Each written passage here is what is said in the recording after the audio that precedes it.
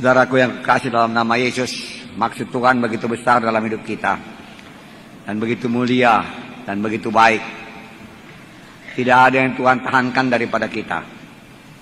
Firman Tuhan berkata, kalau ia tidak menahankan anaknya daripada kita, masakan dia menahankan segala sesuatu daripada kita. Tuhan mau menjawab doa saudara dan memberikan segala kebutuhan hidup saudara bahkan dengan berkelimpahan. Tapi semuanya itu saudaraku harus diterima dengan iman. Iman. Tanpa iman mustahil berkenan kepada Tuhan. Dan iman datang daripada berita. Berita itu firman Tuhan. Jadi sebabnya pada hari ini saya sampaikan berita firman Tuhan kepada saudara. Topiknya yaitu menuju kedewasaan rohani. Kita harus menuju kedewasaan rohani. Ini sejalan dengan firman Tuhan yang berkata mengerjakan keselamatan. Semua kita harus bertumbuh dewasa rohani. Jangan anak-anak rohani. Saudaraku. Tuhan mempunyai rencana yang baik dalam hidup kita. Saya mulai dengan inilah. Supaya kita bersemangat saudaraku. Menuju kedewasaan rohani mengerjakan keselamatan kita. Tuhan mempunyai rencana yang baik, indah, mulia dalam hidup kita. Saudaraku. Bahkan beberapa minggu yang lalu kita baca bahwasanya Efesus 1 ayat 4, dalam Dia Allah telah memilih kita sebelum dunia dijadikan supaya kita kudus dan tak bercacat di hadapannya. Sebelum dunia dijadikan, Tuhan sudah memilih saudara dan mempunyai rencana yang indah dalam hidup saudara. Tapi rencana itu bisa gagal dengan kehendak daging. Rencana itu bisa gagal dengan kemalasan. Rencana itu bisa gagal dengan pekerjaan setan. Oleh pekerjaan setan. Saudaraku. Sama seperti bangsa Israel tidak memiliki seluruh tanah Kanaan. Hanya sebahagian saja dia miliki, sebagian lagi dimiliki oleh orang Kanani. Mengapa? Maksud Tuhan sebenarnya seluruh tanah Kanaan diberikan kepada mereka. Tapi kenapa tidak sampai? Karena mereka kurang rajin, kurang bergerak, tidak meninggalkan semua beban dan mau berlajat-lajat saudaraku. Akhirnya saudaraku, bangsa Kanani terus menerus mempersulit bangsa Israel, saudaraku. Nah, Efesus 2 ayat 10 saya bacakan. Apakah maksud Tuhan dalam hidup kita? Karena kita ini buatan Allah, diciptakan dalam Kristus Yesus untuk melakukan pekerjaan baik, seperti yang dipersiapkan Allah sebelumnya. Ia mau supaya kita hidup di dalamnya. Ayat ini berkata, saudara buatan Allah, diciptakan oleh Kristus Yesus supaya kita melakukan pekerjaan yang baik. Itulah maksud Tuhan. Menciptakan saudara, melakukan pekerjaan yang baik. Di dunia ini banyak sekali pekerjaan yang tidak baik. Yang menipu lah, yang bohong lah, saudaraku. Bahkan yang dendam lah, yang marah lah, yang berkelahi lah, yang membunuh lah, yang bercerai lah, saudaraku, dan lain sebagainya, saudaraku. Saudaraku, tapi Tuhan minta anak-anaknya, ciptaan Tuhan, bahkan seluruh manusia sebenarnya, supaya melakukan pekerjaan yang baik. Karena Tuhan memilih kita sebelum dunia ini dijadikan, dan maksud kita ini berbuat baik. Rencana Tuhan bagi kita bukanlah kesedihan, kemiskinan, penyakit, kecelakaan. Bukan, itu bukan rencana Tuhan. Jangan terima itu. Kapan datang kemiskinan, tolak dalam nama Yesus. Pegang firman Tuhan, karena iman datang daripada mendengarkan firman Tuhan. Dan kalau saudara pegang iman, maka itu jadi kepada saudara. Kalau iman saudara memang mendapat penyakit, ya dapat penyakit lah. Kalau iman saudara memang sebegini pun cukuplah, biasa-biasa saja, mediocre, begitulah saudara dapat. Sama sebagaimana imanmu jadi padamu. Tapi kalau iman saudara besar, saudaraku, karena hati saudara besar, besar di dalam, saudaraku, cita-cita besar, visi yang besar, saudaraku, maka itu akan jadi kepada saudara. Semua tergantung kepada kita. Semuanya telah diberikan Tuhan. Anaknya pun dikasihnya, apalagi yang lain. Saudara mau kaya, sudah dikasih Tuhan itu. Baca saja ayat-ayat mengenai keberkatan berkelimpahan dan praktekkan, maka itu akan jadi. Saudaraku. Rencana Tuhan bagi kita bukanlah rencana Tuhan bagi kita bukanlah rencana kegagalan, kesedihan, kemiskinan, penyakit, kecelakaan dan lain sebagainya. Bukan. Tabrakan bukan rencana Tuhan, saudaraku. Mati muda bukan rencana Tuhan. Tuhan bilang panjang umur. Rencana Tuhan bagi kita ialah rencana hidup yang bahagia, rumah tangga bahagia, berhasil, beruntung, hidup berkelimpahan, mempunyai pikiran yang baik, perkataan yang baik, perbuatan yang baik, seturut dengan firman Tuhan. Jadi pikiran ini baik, saudaraku, hati ini baik, saudaraku, suara ini baik, saudaraku, perbuatan ini baik, saudaraku. Tangan saudara mengerjakan pekerjaan yang baik, menolong, saudaraku. Mulut saudara meneguhkan iman, saudaraku. Memberi penghiburan, saudaraku. Hati saudara baik, tidak ada maksud jahat di dalam, balas dendam, kepahitan, kegeraman, kemarahan, tidak ada. Dan pikiran saudara baik, saudaraku. Saudara memikirkan yang baik. Saudara suka kalau orang lain dengan pertolongan saudara menjadi bahagia. Dengan pertolongan saudara, orang lain menjadi berhasil. Bahkan lebih berhasil daripada saudara, saudara merasa puas. Sukacita, bukan cemburu. Amin, saudara. Yeremia 29:11, sebab aku ini mengetahui rancangan-rancangan apa yang ada dalamku mengenai kamu. Demikianlah firman Tuhan, yaitu rancangan damai sejahtera, bukan rancangan kecelakaan. Untuk memberikan kepadamu hari depan yang penuh harapan. Saudara masih muda, banyak masih muda.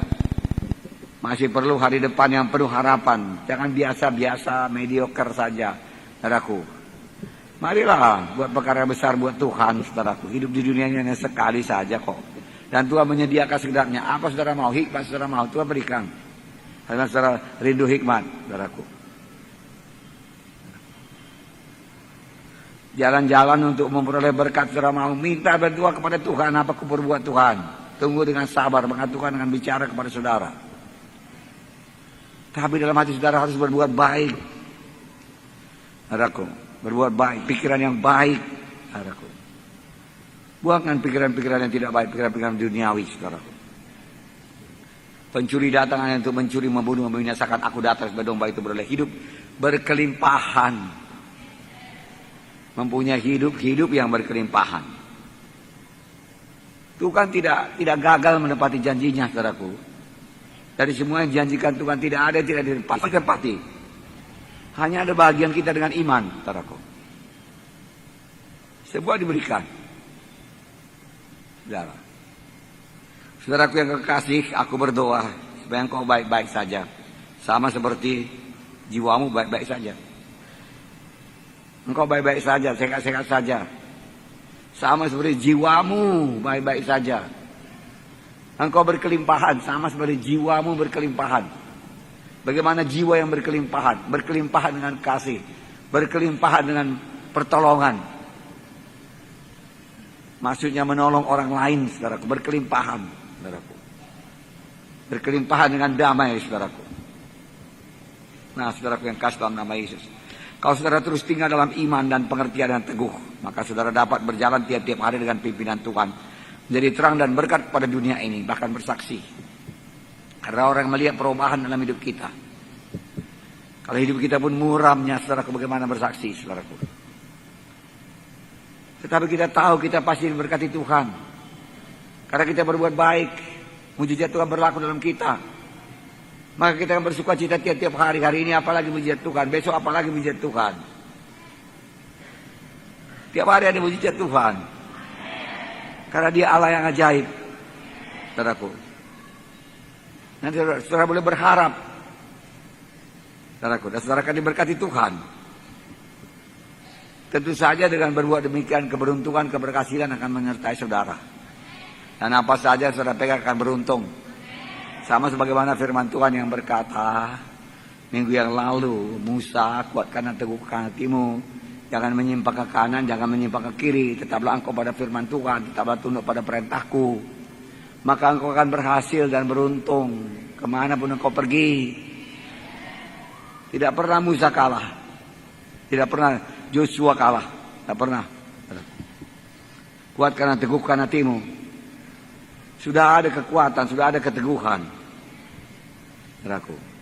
Tapi bangkitkan keluar, saudaraku. Hidup anak Tuhan bukan hidup yang santai. Kalau saya renungkan, saudaraku, bagaimana hidup Yusuf, saudaraku. Dalam penjara karena difitnah. Dia tidak pahit hati. Dia tidak mau membalas dendam. Dan dia tidak berkata, oke lah, di penjara ini nggak ada kerja, tidur-tiduran aja, aku malas-malas aja aku. Tidak. Dia punya kemampuan, saudaraku. Untuk menolong orang di penjara, untuk menolong pemimpin, penguasa penjara tersebut. Dia tolong, saudaraku. Dengan segenap hati, saudaraku. Dia rajin, saudaraku. Dia tidak malas. Dia punya kemampuan, saudaraku. Dia tidak bisa disingkirkan, saudaraku.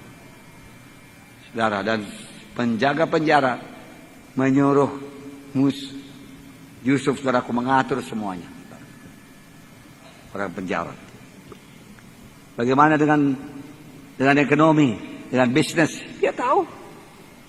Dia tidak bodoh. Kapan Potifar menyerahkan semua bisnis dalam rumah tangganya yang kaya, saudaraku. Hartanya bertambah-tambah. Terus sampai dia difitnah. Saudara, jadi dia punya kemampuan. Siapkan diri saudara punya kemampuan. Saudaraku. Haleluya. Ya. Yesus akan datang, saudara. Tidak lama lagi. Dan seluruh suku, bangsa dan bahasa harus mendengarkan firman Tuhan. Bagian kita paling tidak Indonesia inilah.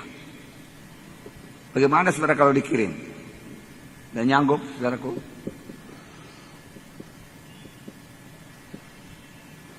Nah, saudaraku, siapkan diri. Saudaraku, jangan tinggal tidak tahu firman Tuhan, jangan tinggal tidak mengerti firman Tuhan. Mengerti, memberkati orang lain, membawa orang pada keselamatan, membawa orang lain pada pemuritan. Layani sungguh-sungguh, saudaraku. Sampai berhasil, saudaraku. Dengan doa, dengan kesungguhan hati. Orang tahu kita sungguh-sungguh apa tidak. Orang tahu kita percaya apa yang kita katakan apa tidak. Orang tahu kepalsuan, saudaraku. Dibikin-bikin, saudaraku. Nah, saudaraku. Fokuslah pada kenyataan bahwa Tuhan merencanakan satu hidup yang berhasil. Beruntung, keberkatan, berkelimpahan. Fokus, lihat terus. Lihat terus. Itu menambah iman saudara. Menambah lebih dekat berkat turun kepada saudara. Pengertian akan diberikan Tuhan sepanjang saudara meninggalkan semua dosa. Mengakui semua dosa. Berdamai dengan orang yang pahit hati kepada saudara. Maka pengertian saudara akan bertambah diberikan Tuhan. Sepanjang masih ada saudara kepahitan hati. Sepanjang masih ada dosa kehendak daging yang tidak diselesaikan. Tertutup ini saudara.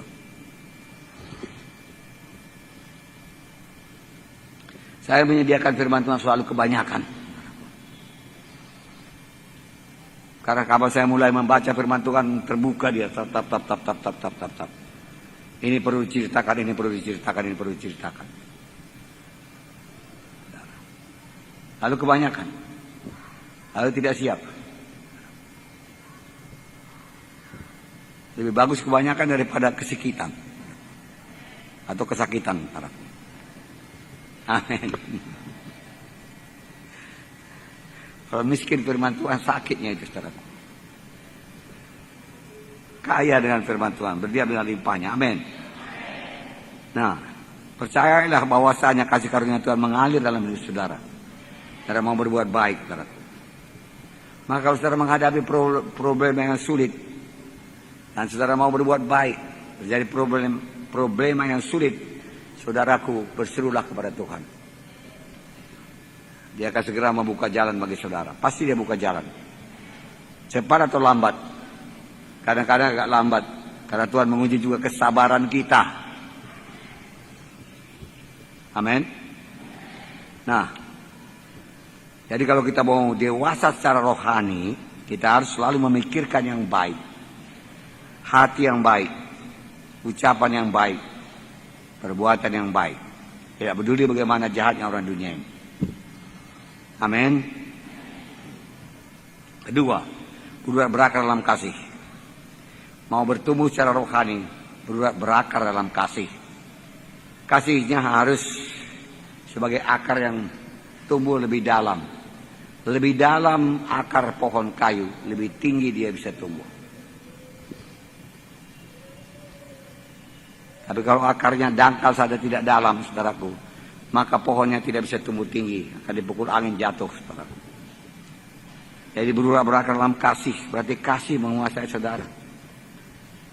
Kalau kita mau bertumbuh dalam Tuhan, jadi dewasa rohani, kita harus berurak-urak dalam kasih. Efesus 3:17, sehingga oleh imanmu Kristus diam dalam hatimu dan kamu berakar serta berdasar dalam kasih. Dalam kasih. Ada kuasa yang luar biasa dalam kasih. Karena Tuhan kasih adanya. Tuhan bukan hanya memiliki kasih yang berlimpah, dialah kasih itu. Dia adalah kasih. Amin, saudara. Ya, tentu saja dia memiliki kasih yang luar biasa. Pada waktu saudara bertobat dan mengundang Yesus masuk dalam hati saudara, maka Yesus tinggal dalam hati saudara.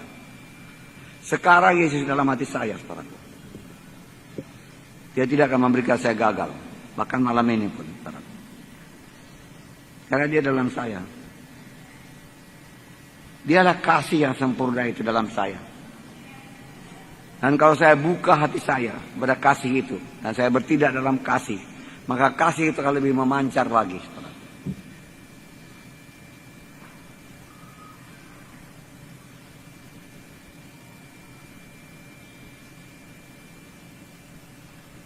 Tanpa kasih, saudaraku, hidup bagi sendiri, saudaraku, hidup ini sangat miskin. Sangat miskin, saudaraku. Milikilah kasih. Kasih kepada sesama anak Tuhan. Bantu sesama anak Tuhan. Hingga dia berhasil, saudaraku. Tolong dalam doa, saudaraku. Haleluya, saudara. Nah. Pencipta langit dan bumi tinggal dalam saudara. Jangan biarkan dia terpendam diam saja, saudaraku. Bertindak dalam kasih, maka kasih akan bertambah-tambah. Praktekkan kasih itu dalam melayani seperti ini. Saya mengasihi saudara. Saya mau saudara berubah sungguh-sungguh. Dan saya mengasihi saudara.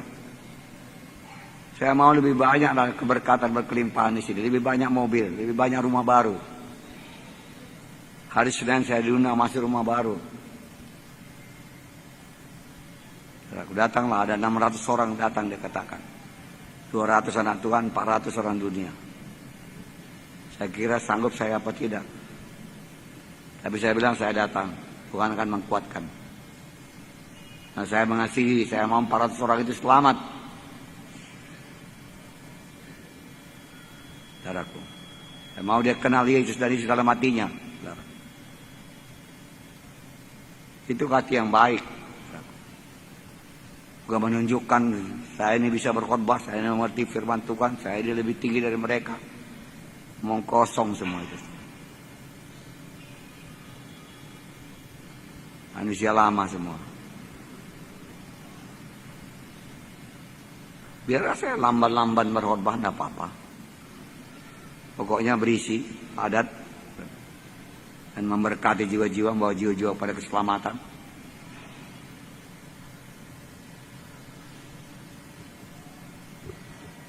Haleluya. Kalau saudara mau dipimpin Roh Kudus dan tunduk kepada rencana Tuhan, kasih tersebut akan mengalir dalam saudara. Tetapi untuk itu kita harus memilih bertindak dalam kasih, walaupun orang sudah menjengkelkan hati kita. Kasih itu satu pilihan, bukan perasaan. Perasaan saya jengkel, saya tidak mau mengasihi, bukan. Bukan perasaan, pilihan. Seharusnya kita marah, seharusnya kita jengkel.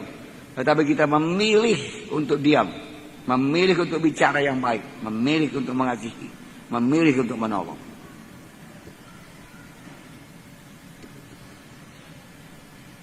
Itu kasih. Berakar dalam kasih. Kita pilih. Nah, saudara mau kasih itu tidak sombong, kasih itu melayani dan lain sebagainya. Praktekkanlah itu sudah kasih. 1 Korintus 13 itu ya. Nah, saudaraku.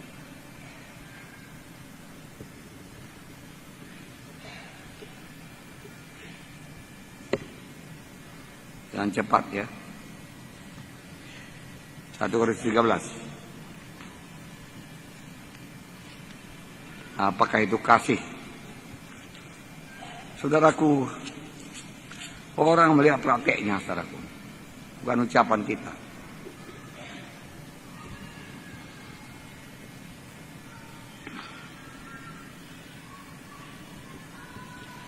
Ayat 3.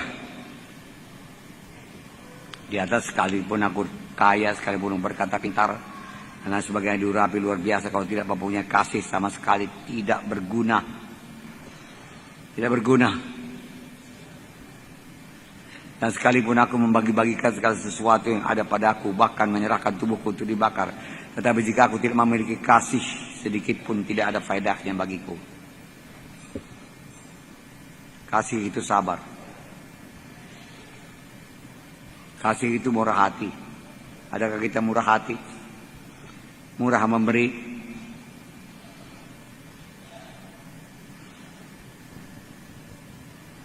Dia tidak cemburu. Dia tidak memegahkan diri. Dia tidak sombong.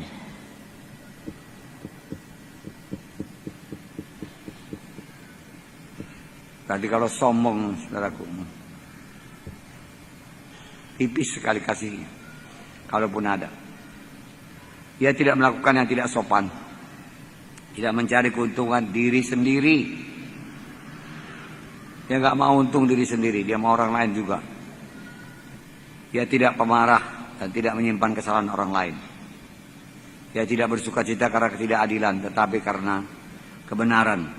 Dia menutupi segala sesuatu, percaya segala sesuatu, mengharapkan segala sesuatu, sabar menanggung segala sesuatu. Bila dia kasih, saudaraku, menutupi segala sesuatu.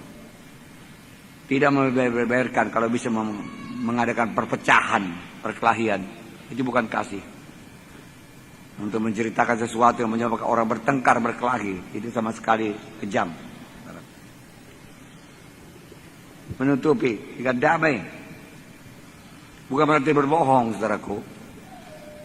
Kalau tidak diminta cerita, dia tidak bang cerita, saudaraku. Tapi kalau dia pun cerita, dia cerita benar. Bukan cerita yang membenarkan diri.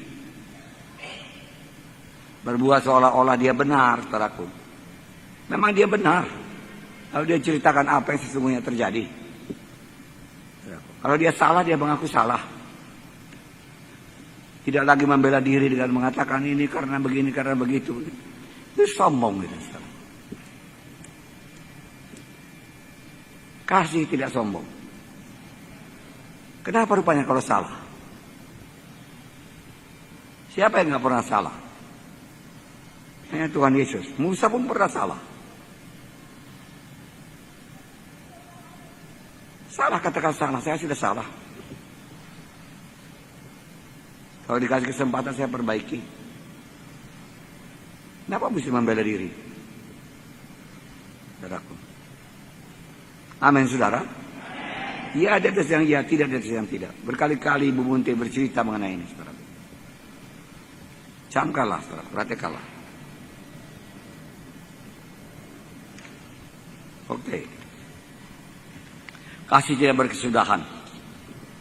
Nubuat akan berakhir, bahasa roh akan berakhir, pengetahuan akan lenyap. Tapi kasih sampai ke sorga, karena Allah itu kasih. Berakar dalam kasih. Perhatikan kasih kalau saudara mau bertumbuh. Maka saudara akan sukacita karena memberi pertolongan pada orang lain. Daripada hidup untuk diri sendiri, saudaraku.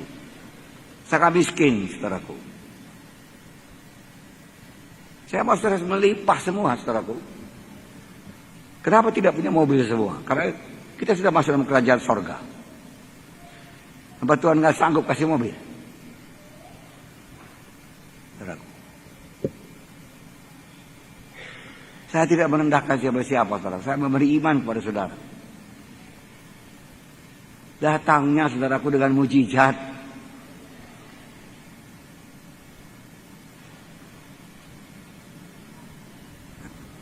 dengan mujizat, gak disangka-sangka. Semalam orang datang ke rumah, bunga kenangan. Saudaraku, doakan saya Pak. Saya katakan, oke doakan. Pulangnya dia serahkan persembahan yang besar. Saudaraku. Maksudnya jutaan, saudaraku. Saudara. Dan begitu saja, saudaraku. Penerobosan, mujizat.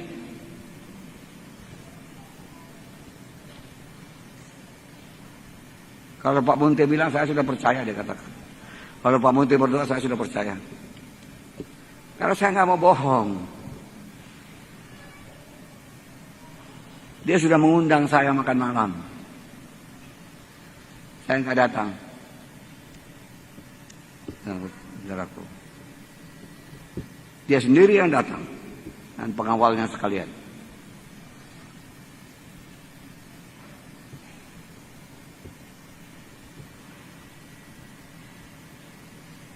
Saya mengasihi dia, saudaraku.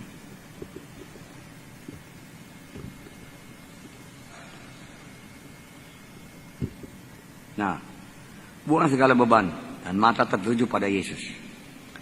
Karena kita mempunyai banyak saksi, bagaikan awan rupanya mengelilingi kita. Marilah menanggalkan semua beban dan dosa yang begitu berintangi kita, berlomba dengan tekun dalam perlombaan yang wajibkan bagi kita. Marilah kita melakukannya dengan mata yang tertuju kepada Yesus yang memimpin kita dalam iman dan membawa iman kita kepada kesempurnaan. Yang dengan mengabaikan kehinaan, tekun memikul salib, ganti sukacita yang disediakan bagi dia. Dan sekarang duduk sebelah kanan Allah, tata Allah. Ayat ini mengatakan menanggalkan semua beban dan dosa yang merintangi. Dan kita berlari dengan tekun, berlari. Untuk mengerjakan pekerjaan Tuhan yang berhasil harus berlari, tidak bisa berjalan. Saudaraku. Tidak bisa berpangku tangan, tidak bisa bermalas-malas, hasilnya nol. Karena Tuhan tidak terima pekerjaan dengan setengah hati. Tuhan terima pekerjaan dengan pengorbanan. Itu yang diberkati Tuhan dan dihargakan Tuhan. Dan itu jalan Tuhan memberkati kita. Jalan mujizat Tuhan terjadi kepada kita. Jalan hidup kita berkelimpahan. Apa rupanya kita bisa buat dengan kekuatan kita, cobalah. Seberapa kuat saudara, seberapa pintar. Kalau bukan Tuhan yang memberkati.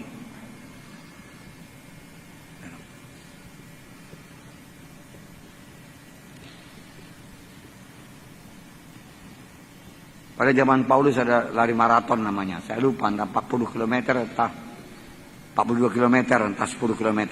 Biasanya 42 km mereka berlari. Lomba.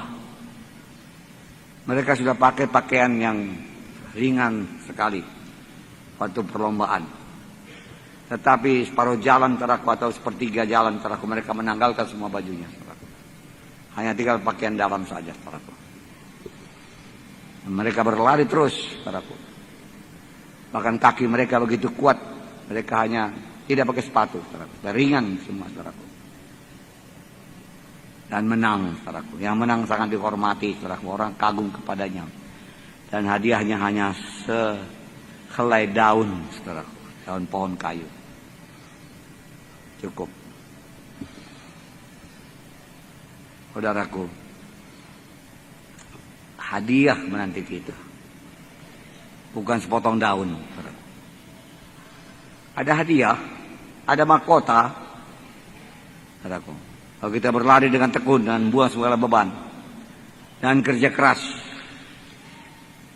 Minggu yang lalu saya katakan Tuhan memberikan potensi, kekuatan, kesanggupan dalam kita ini. Saya tidak mau ke sorga sebelum saya pakai seluruh kesanggupan ini. Tinggal di dalam, hanya separuh dipakai, separuh lagi tidak dipakai. Potensi tinggal di dalam. Kalaupun masuk sorga, gak puas. Sebab semua yang masuk sorga, saudaraku, mengangkat salib, saudaraku. Nabi-nabi dahulu mengangkat salib, menderita, dibakar dan lain sebagainya, saudaraku. Lalu kita mau ongkang-ongkang masuk sorga. Saya rasa pintu sorga tidak terbuka, saudaraku. Tertutupnya itu, saudaraku. Apa jalannya kau masuk sorga, Tuhan berkata. Oh, aku sudah keberkatan, berkat Tuhan.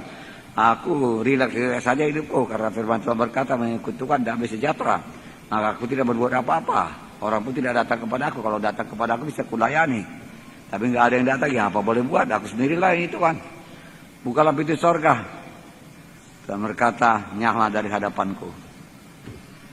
Bahkan yang sudah mengadakan mujizat pun, saudaraku, bisa dinyahkan Tuhan. Aku tidak kenal kamu, Tuhan berkata.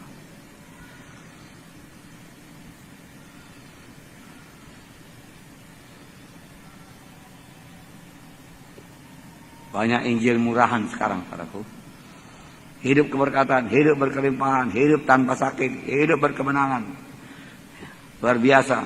Tabur bakal kamu kebenaran, luar biasa, luar biasa. Selalu luar biasa. Bangun gereja besar-besar, saudaraku. Semua kasih karunia, dosa sudah diampuni, semua kasih karunia. Tidak pernah disentuh, ada kebencian, ada kepahitan, ada kegeraman, kemarahan, saudaraku. Dalam hati ini, saudaraku. Tidak pernah dibentuk, sangkal diri, angkat salib, saudaraku. Ya.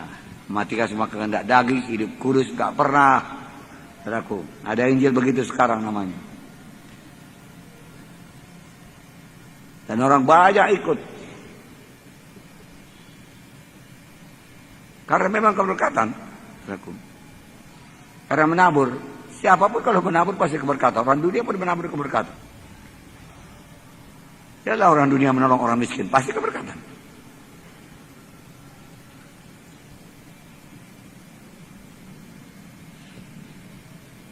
Karena Tuhan tidak menyesal atas hukum-hukumnya.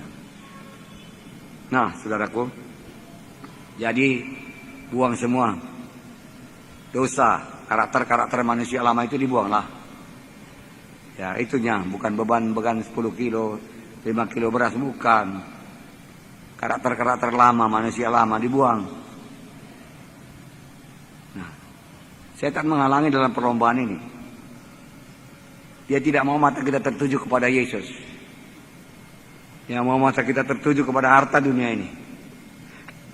Begitu sibuk pada harta dunia ini, kepentingan diri sendiri. Dan tidak akan pernah bisa dapat berkelimpahan paraku. Karena saudara sudah anak Tuhan. Tanpa melakukan pekerjaan Tuhan.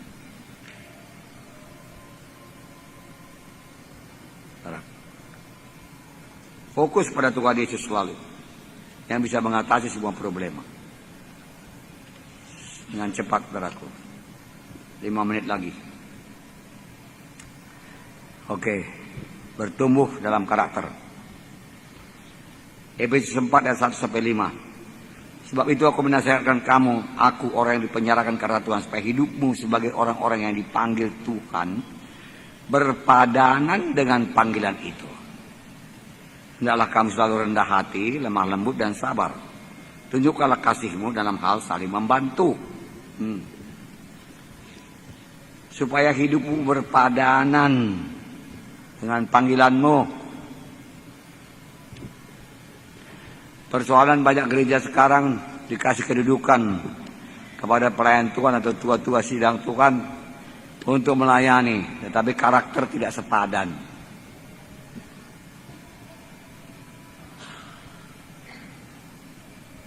Itulah persoalan. Gereja tak bisa maju.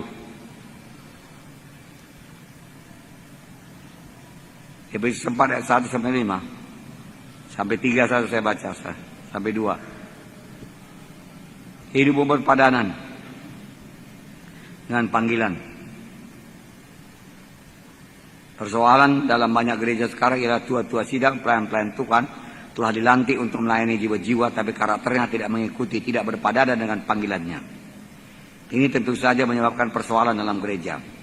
Karena panggilan dan tingkah laku seorang hamba Tuhan tidak seimbang, akan bawa persoalan. Panggilan dan tingkah lakunya tidak seimbang, tidak sepadan. Seorang hamba Tuhan atau pelayan Tuhan harus memberikan pertanggungjawaban kepada Tuhan, pada dirinya sendiri, dan kepada jiwa-jiwa yang layaninya. Berat tanggung jawab saya, saudaraku.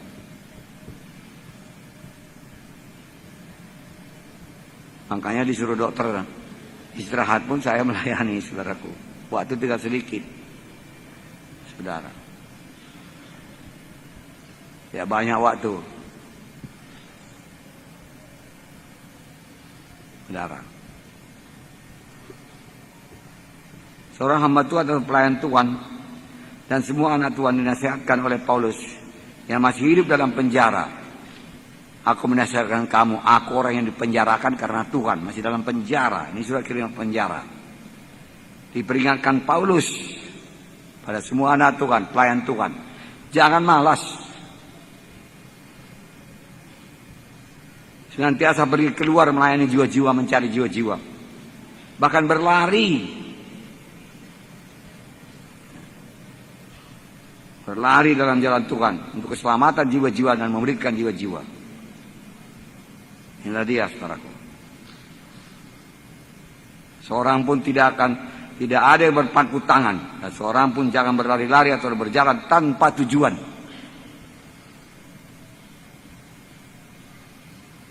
Saya tidak mau buang waktu tanpa tujuan. Ada tujuan saya. Kalau saya keluar ada tujuan saya. Boleh jadi tujuan saya istirahat. Karena saya capek sudah, saudaraku. Mau jalan keluar barang setengah jam. Tapi ada tujuan. Bukan tidak tujuan. Bukan Tuhan melarang kita istirahat. Kalau memang sudah kerja keras. Soalnya banyak orang tanpa kerja keras mau istirahat. Belum pernah kerja keras. Belum patut istirahat pun dia mau istirahat. Karena itu kehendak daging. Saudara. Sudah kerja keras. Bangun gereja. Jiwa-jiwa banyak. Bertobat. Saudaraku. Istirahatlah. Maka terimalah mujizat Tuhan.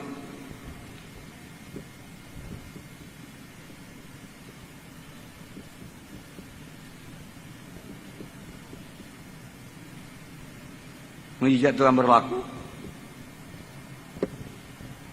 Sesudah saya kerja keras KKR, saudaraku, melayani, saudaraku, capek kali badan saya, saudaraku.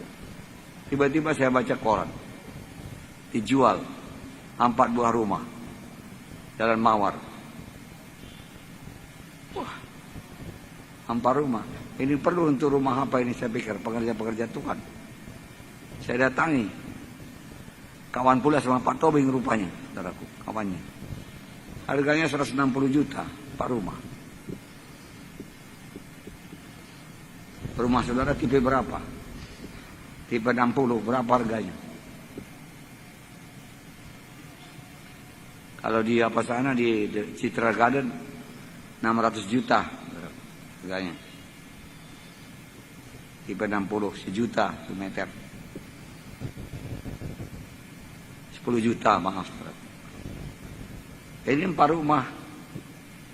Dengan ada jalannya panjang ke belakang 120 meter jalannya itu. Saudara boleh lihat. Seolah-olah dihadiahkan saja begitu. Mujizat. Kalau saya bangun, saya kerja keras, berapa lama baru dapat itu? Nanti saya kerja buat Tuhan. Saya tidak menyembah ke kanan, menyembah ke kiri. Tidak, saya kerja sungguh-sungguh. Dan Tuhan buka jalan.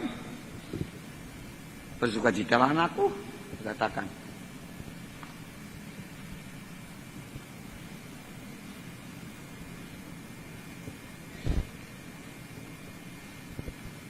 Haleluya, saudara. Ya. Nah, itulah dia, saudaraku. Kemudian rendah hati. Wow, udah habis waktu. Ayat 2 berkata, hendaklah kamu rendah hati. Oke. Lemah lembut, sabar. Itu Efesus 4 ayat 2. Oke. Rendah hati. Oke. Oke.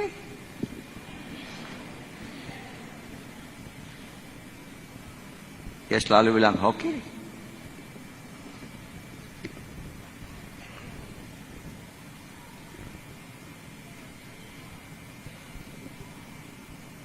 Rendah hati berarti penundukan kepada Tuhan dan kepada otoritas dalam sidang Tuhan. Menundukkan diri, tahu menundukkan diri, tidak melawan. Saudaraku. Ini nggak ada hubungannya dengan humanisme, ya. Setia kawan dan lain sebagainya. Terus sama rata, sama rasa, nggak ada itu, saudaraku. Ada otoritas lebih tinggi. Jangan disamakan semua. Itu bukan paham Alkitab. Itu paham Lenin itu, Lenin. Saudara. Rendah hati adalah lawan daripada kesombongan. Kesombongan membawa perpecahan, rendah hati membawa persatuan. Kesombongan menganggap diri nomor satu, paling hebat dan harus diutamakan. Tak mau melayani, dia mau dilayani, memberi perintah dan segala macam. Kesombongan. Sebaliknya orang rendah hati menyerahkan dirinya dalam bentukan Tuhan dan bergantung kepada Tuhan. Seorang rendah hati akan bersuka cita kalau ia dapat menolong orang lain berhasil. Sama sekali tidak cemburu. Dan firman Tuhan berkata kepada orang yang rendah hati, ganjarannya ialah kekayaan, kehormatan, kehidupan. Saudara mau ayatnya? Saudara mau ayatnya? Ada beberapa ayat, saya baca satu. Amsal 22 ayat 4. Amsal 22 ayat 4. Ganjaran kerendahan hati dan takut akan Tuhan adalah kekayaan, kehormatan, dan kehidupan.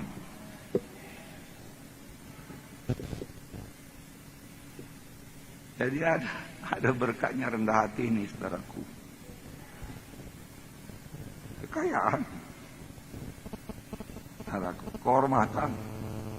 Ada juga orang kaya nggak dihormati, korupsi dia itu kan. Ini kekayaan, kehormatan, kehidupan.